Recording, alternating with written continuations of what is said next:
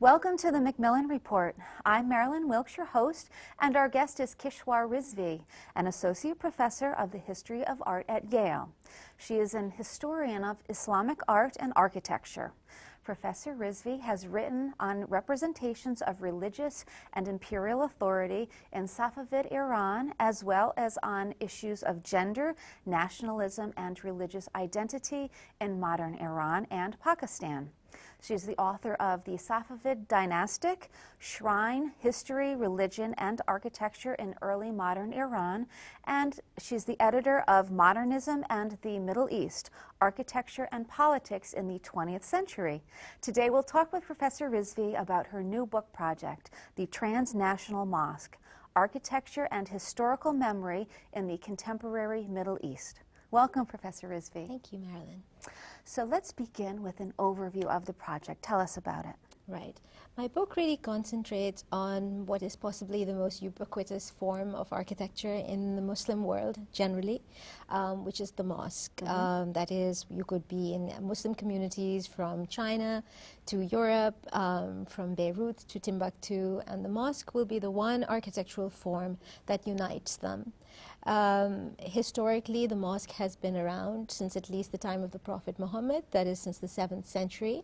It has evolved over time.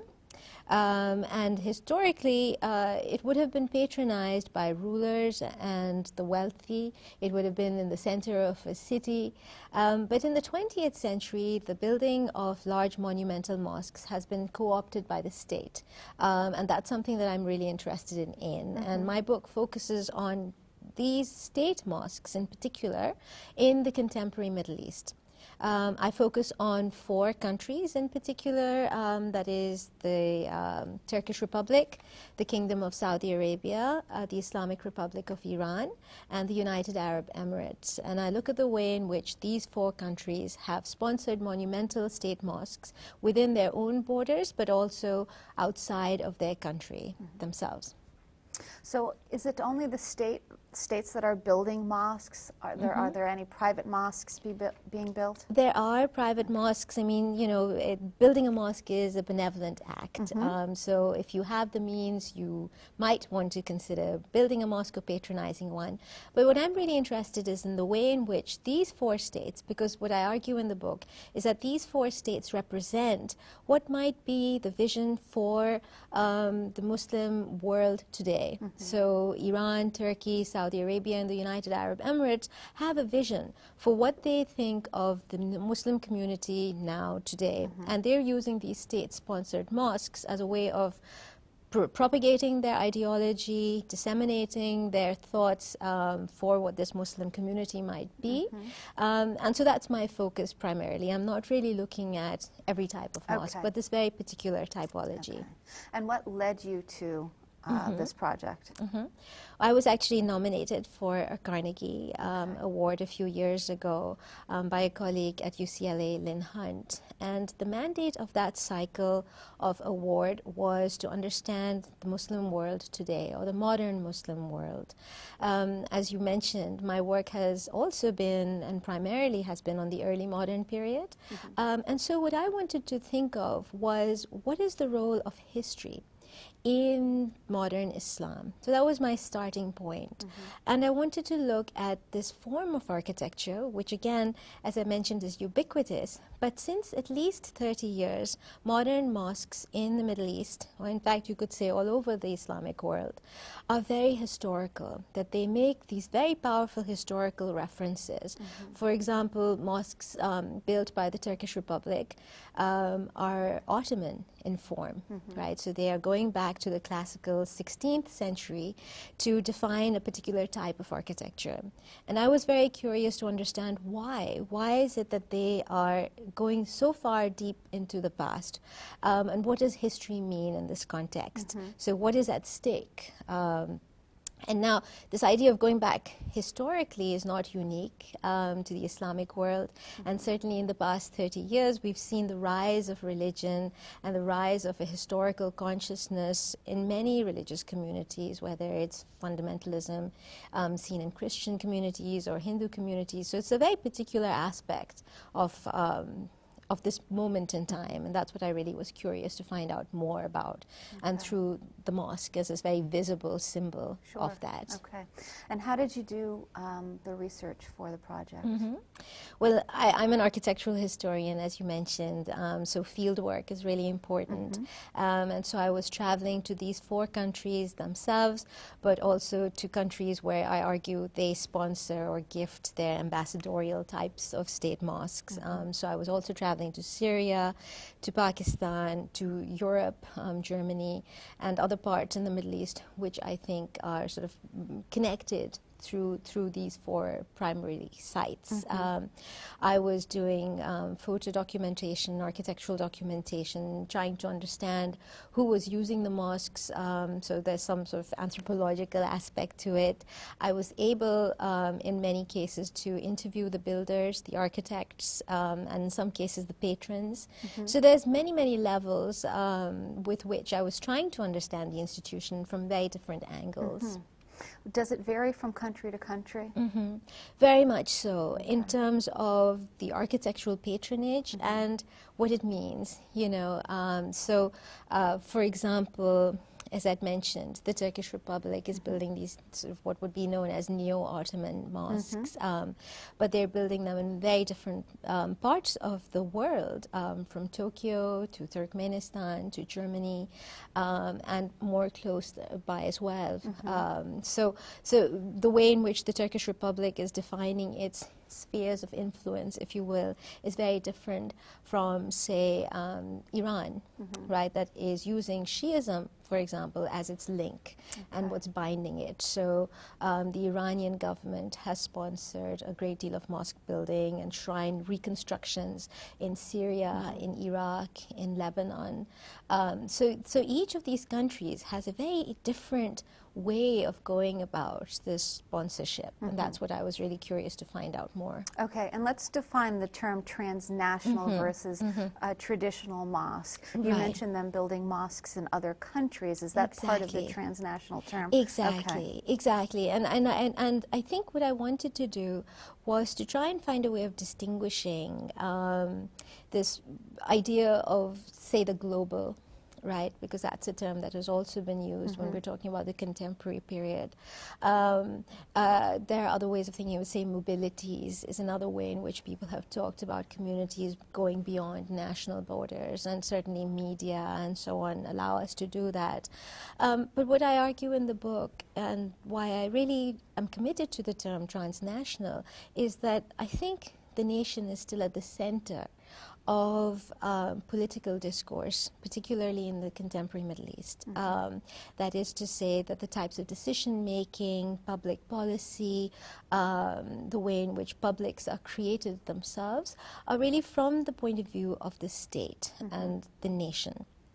And so whether the buildings are within the sovereign boundaries of a country, such as Iran or Turkey or the United Arab Emirates, or outside, I argue that it's still the national that is playing into these decisions making. And how is that decision making reflected in the actual building of the mosque? I mean, can you speak to specific countries? Yeah, yeah. No, certainly.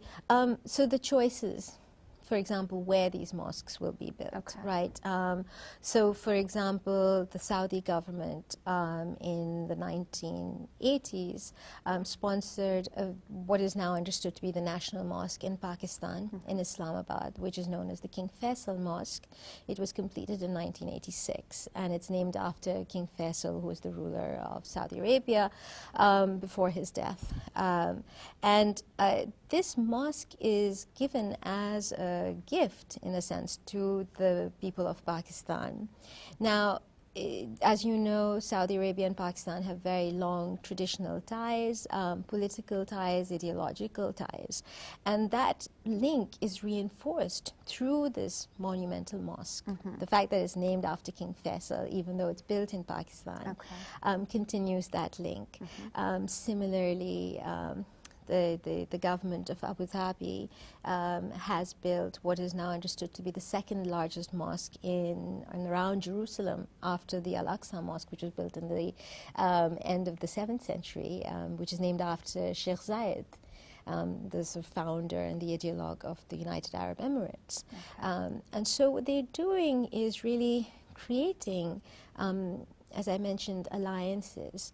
Now, in some cases, as I mentioned, religion might be what defines that connection. So for Saudi Arabia and Pakistan, or for Iran and Syria. In other cases, it might be some linguistic or ethnic identity.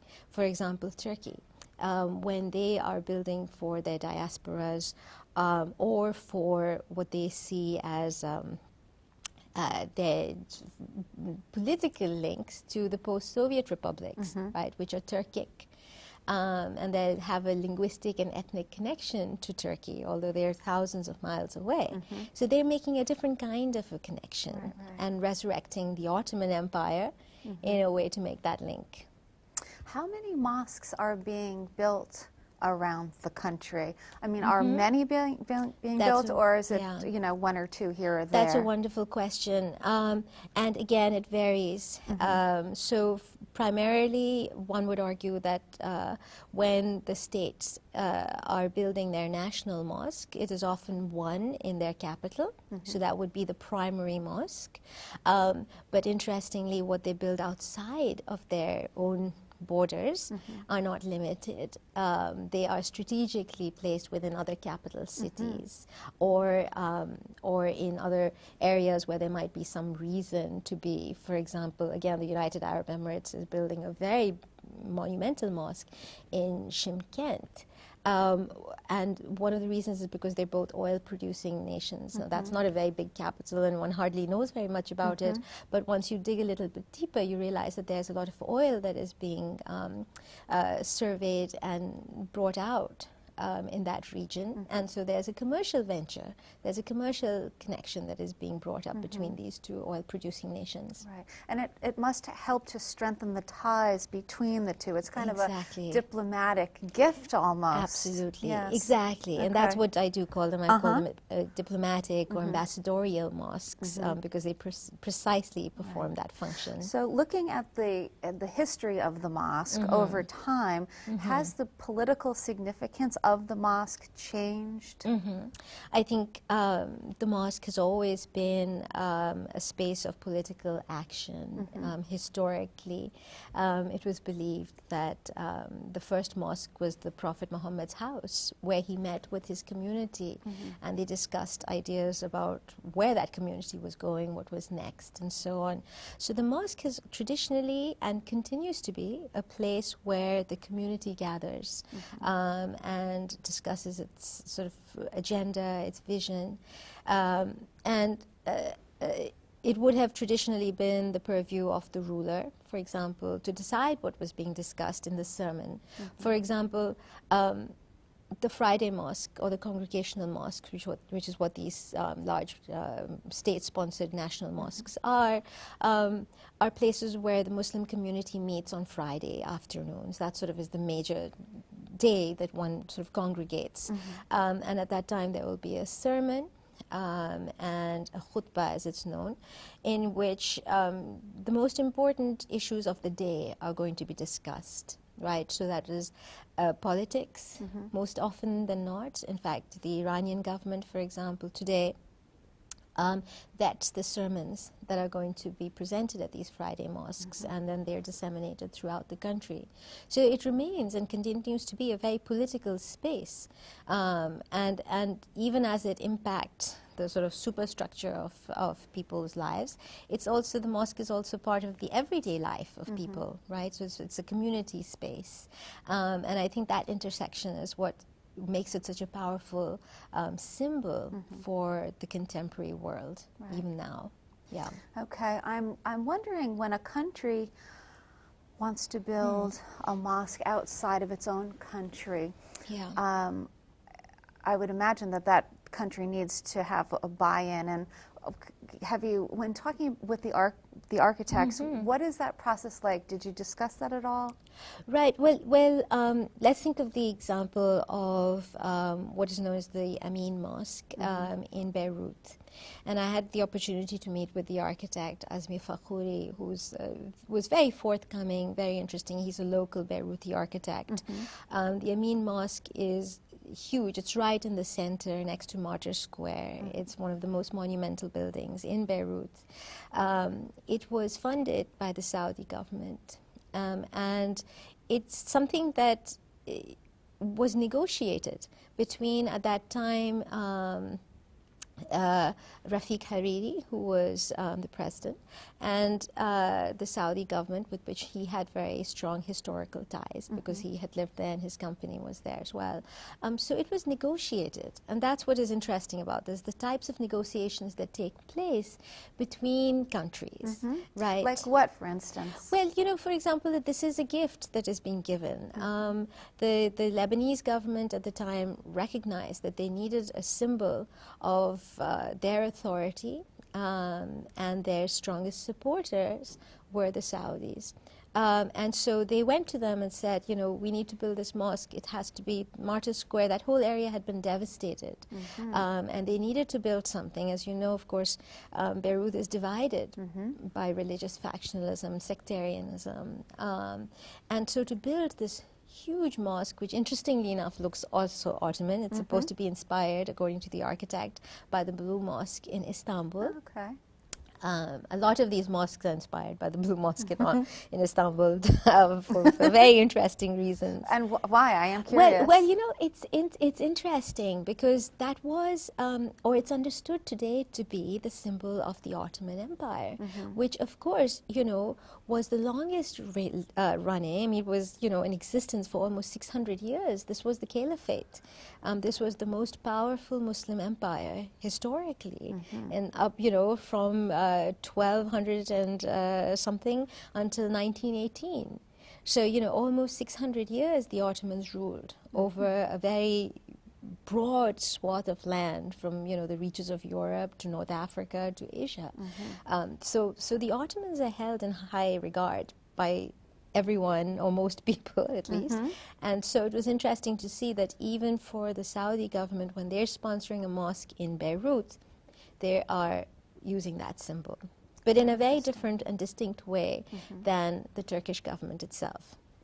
Okay. So there's these negotiations that are taking place between the governments, between local actors. When the Amin Mosque was opened, for example, the Mufti of Beirut was brought in to pray there and to help inaugurate it. So many different members of the community and of the city were mobilized in order to inaugurate this building. Okay. And what about the mosque moving forward? What do you think the future holds? Well, you know, what has been really interesting to me has been to realize that in each of these countries, the idea of the mosque is quite distinct and has evolved in the past 30 years as a very distinct entity. So, for example, in Ankara, the large, what would be considered state mosque, is the Kocatepe Mosque. It was built through the support of the Refah, what had been the Refah Party, the welfare party at the time. It projects this incredible populism. The whole ground floor of it is a supermarket and a parking lot. Wow. So people come, they park their cars, they do a little shopping, then they go upstairs. That's very unusual, isn't it? Well, actually it's not. And that's what's so interesting. That I've never heard of that. Yes, well, you know, mosques often had a foundation that was attached to them. They were close to a bazaar, or they were close to some other kind of commercial venture that helped supplement its own income. Okay. And that would have been an endowment that was part of the mosque. Well, what the Kocatepe has done is taken this modern form, right? So of the supermarket, of the parking garage, but indeed, typologically, it's not that distinct. But what it has done is it's responding to its time. Right. Right? So it's got this incredible populism, consumerism to it. And so that projects an idea of what the Turkish government sees as its pillars of strength now. Right? Very interesting. Yeah, and I would imagine it really draws people to the mosque for a variety of reasons. A variety of reasons, from Quran classes for children, for adults learning Arabic. A whole slew of activities take place there. Now, in contrast, and I think this is also interesting to note, is that the United Arab Emirates, for example, has its national mosques. For example, the Zayed Mosque in Abu Dhabi, which is monumental. It's incredibly large and beautiful. They have not chosen one style, because the idea was that Sheikh Zayed wanted to build a country and a nation that brought people from all over the world. And so that mosque makes references to many different historical periods, many different countries. They've brought in artisans from India, from North Africa. The design of the mosaics is by this British artist. Wow, quite so a they've brought the project. world to themselves, and that's part of the way in which the United Arab Emirates wants to project its vision of Islam. Second, these mosques, the state mosques in the United Arab Emirates, are also community centers, but also cultural centers. So they are open to non-Muslims. And they see as part of their mandate to be open to a very wide community, to teach them about Islam, and to project a vision of a tolerant, progressive Islam. So that is very different from what the Turkish case is. But it tells us a lot about how the United Arab Emirates sees itself today and moving forward. So the mosque is part of this sort of idea, it's part of the vision for these countries and how they want to see themselves, both within their own national sovereign borders, but also how they want to project themselves to the world. And that's why it's been such an exciting project, you know, to discover both this internal and external discourse. And when can we expect your book to be out? Next year, inshallah. We will look, look forward to seeing fall. that. Thank you so much for being here with us today. Thank you very much. Thank you. Okay. For more information about Professor Rizvi and her research, please visit our website at yale.edu/Macmillan Report. Be sure to join us again for another episode of the Macmillan Report, made possible through funding from the Whitney and Betty Macmillan Center for International and Area Studies at Yale.